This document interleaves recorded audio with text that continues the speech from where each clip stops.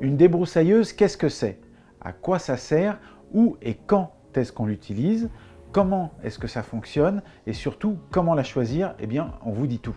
Elle peut avoir différents aspects en fonction des modèles. En général, c'est souvent un grand outil comme ça, un long manche, avec au bout une lame ou des fils qui tournent pour pouvoir couper.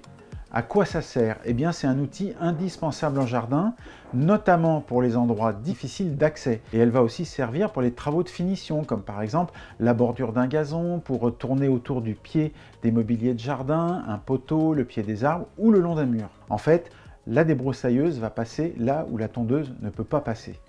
Où et quand on s'en sert? Eh bien, on va s'en servir par exemple dans les herbes hautes, dans les ronces, dans les broussailles, au milieu d'arbustes, pour défricher les herbes indésirables par exemple. On va s'en servir principalement entre l'automne et l'hiver pour les gros travaux de nettoyage, mais vous pouvez tout aussi bien l'utiliser tout au long de l'année pour les travaux de finition parce qu'elle est très facile à utiliser et à transporter. Comment est-ce qu'elle fonctionne? Eh bien déjà, il faut différencier les différents modèles. Il y a des modèles électriques à fil, des modèles électriques à batterie et des modèles thermiques.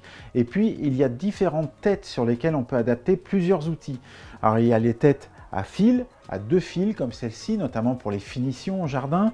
Il y a les têtes à 4 fils pour des herbes un petit peu plus dures.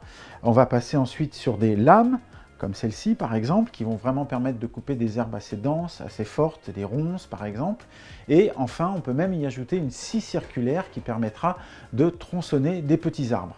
Et enfin, il y a différentes puissances en fonction des différents modèles de machines. Alors les petites machines vont faire un peu moins de 750 watts, les machines moyennes entre 750 et 1000, et les machines costauds qui vont vraiment permettre de traiter des grandes surfaces, des grands terrains, seront largement au-dessus de 1000 watts. Comment bien choisir sa débroussailleuse? Eh bien, premièrement, il faut tenir compte du terrain. Quel est son état? Quelle est sa surface? Quelle est son accessibilité? Il faut tenir compte aussi de sa configuration et puis aussi de votre capacité à utiliser la machine, et notamment en fonction du poids des différents modèles. Et l'usage sera différent aussi en fonction du type de modèle. Si c'est un modèle électrique à fil, forcément vous l'utiliserez sur un terrain plutôt petit, autour de la maison, parce que vous ne pourrez pas aller très loin. Si c'est un modèle électrique à batterie, vous pouvez aller n'importe où, par contre l'autonomie sera plus courte, en général une demi-heure à peu près, en fonction des types de batteries. Et puis si c'est un modèle thermique, vous pouvez aller absolument partout.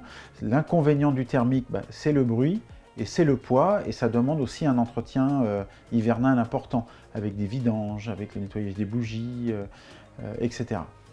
Et enfin, quelques points importants à bien tenir compte pour le choix de votre machine, c'est penser à l'ergonomie en fonction de vos besoins, renseignez-vous sur la réglementation en vigueur au niveau du bruit dans votre commune, et surtout, n'oubliez pas les équipements de protection individuelle, au minimum, une visière pour éviter les projections et un casque anti-bruit sur les oreilles, notamment pour les modèles thermiques. Il existe de nombreux accessoires pour ces débroussailleuses, le harnais de portage, le double guidon, le guidon repliable, la pompe d'amorçage ou le disjoncteur. Sans oublier le système anti-vibration pour un meilleur confort d'utilisation.